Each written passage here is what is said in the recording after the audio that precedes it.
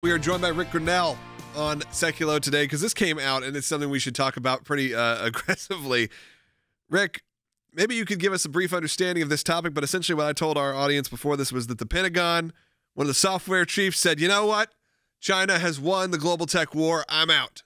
Well, yeah, I mean, look, this is really scary, Logan, when you think about what this means. It's an admittance that we're failing. And I've tried to say before, Russia is a problem, but China is a crisis. And we've got to be able to understand that American companies that are doing sensitive classified work for the American government should not also be working in China with junior partners. If you are a junior partner with someone, with a company in China, that company is beholden to the Communist Party of China. There is no question about that. Anyone who is listening to their classified intelligence briefings will tell you that this is the way that China is manipulating data and getting the best of us. And this individual at the Pentagon who has resigned because the system isn't supporting the changes that he believes we need. We can't continue to have Chinese partners when it comes to our drones or our microchips. They are using backdoor techniques to get our information and to get the best of us. This is basic. I don't understand why Washington can't figure this out. So, Rick, let me ask you this. You served as the Director of National Intelligence. I think it's important for we just say that all the time as if everybody knows what that is, but people don't. Will you explain, as we talk about this topic, what your job was for the administration as the DNI? Sure. What the Director of National Intelligence does, and it started after 9/11, when we realized that our intelligence agencies had all the pieces leading up to 9/11. We knew there were bad actors. We knew that they were trying to start a sleeper cells in the United States. We knew that they were garnering the programs that they needed to do this attack. But we didn't have it all put together, A plus B plus C plus D. And so George Bush, President Bush, decided that after 9/11, in order to get agencies to talk amongst themselves, intelligence agencies, that we should create another bureaucracy to force them to talk. Now, I'm one that doesn't believe that it works.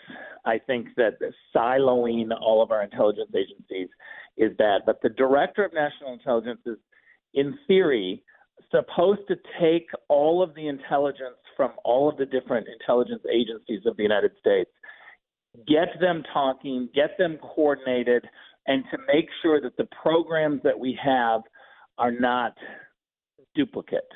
And that is a real problem because with so many agencies, we're having agencies compete against each other, and that means wasting tax dollars.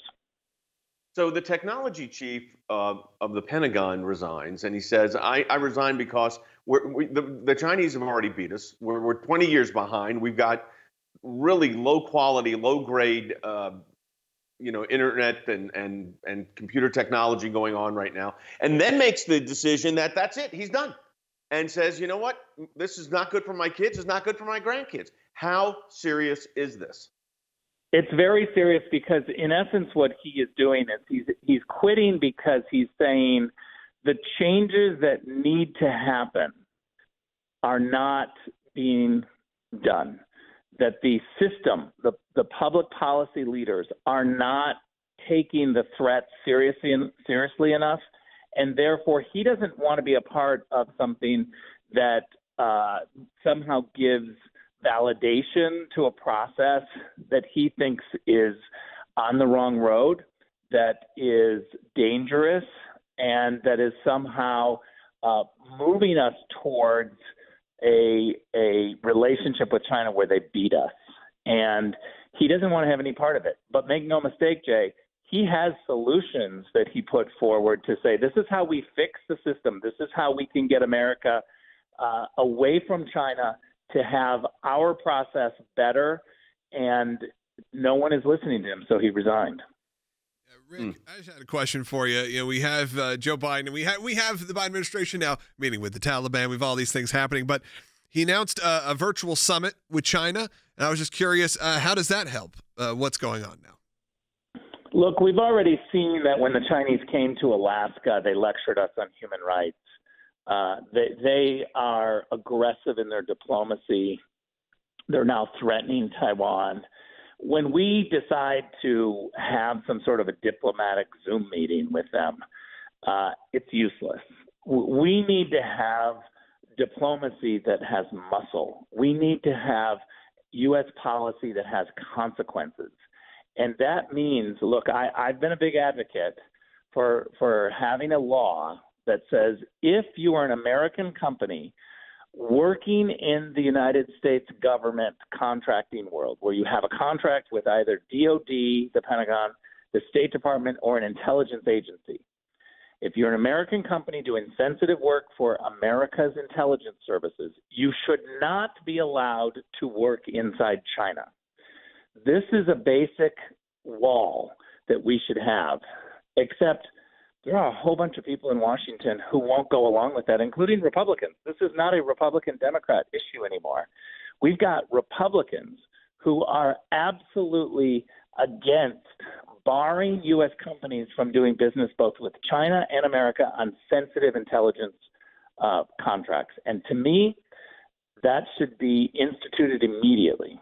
You know, I've asked this, Rick. We only got 2 minutes left. I don't want people to lose hope here that this is a problem we can't get around. There are solutions. There's no question there are solutions. And that means first recognizing that China is a crisis to us, that they are trying to grab our data, that they are not an honest broker when it comes to what they do. You know, they don't have a rule of law, Jay, but they manipulate our rule of law by suing us in our courts. This is something that we can't do. We can't sue them in their courts. They don't have a process, but they will manipulate our process to benefit them. They've manipulated the WTO, and they manipulate currencies. We have to get much more serious about pushing back and having real consequences for China. Rick Grenell, we appreciate you, your comments and insight, and of course also appreciate that you're a key part of our team here at the American Center for Law and Justice at the ACLJ. Again, Rick, thanks for being with us.